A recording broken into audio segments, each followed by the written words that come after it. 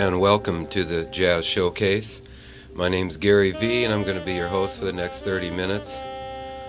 And this is the third and concluding show of John Coltrane.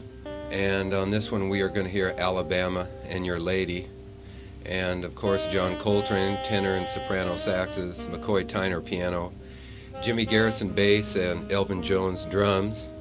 And from there, we are going to hear John Ross reading a poem he wrote for the late Lee Morgan and dedicating it to John Coltrane.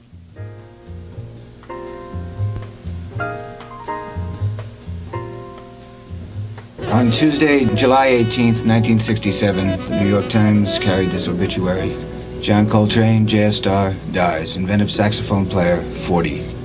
John Coltrane, the tenor saxophonist who was considered one of the most gifted modern jazz musicians of this decade, died yesterday at Huntington Hospital, Huntington, Long Island. He was 40 years old.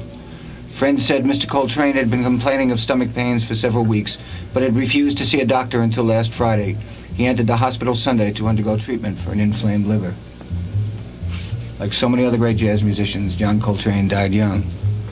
Last year I wrote a poem upon the occasion of another jazz musician, another one who's forgotten, Lee Morgan, the trumpet player, who I heard many years ago and have heard over the years. Been a lot of jazz musicians that have gone this way too. Eric Dolphy, many more. Bud Powell, Clifford Brown. This is an obituary to Lee Morgan, reading the last chorus. I remember Clifford, I remember Bird, a lot of other folks who you probably never heard. I remember, so beginning to forget. More than ever now, I'm trying to hold on to what remains, John Coltrane.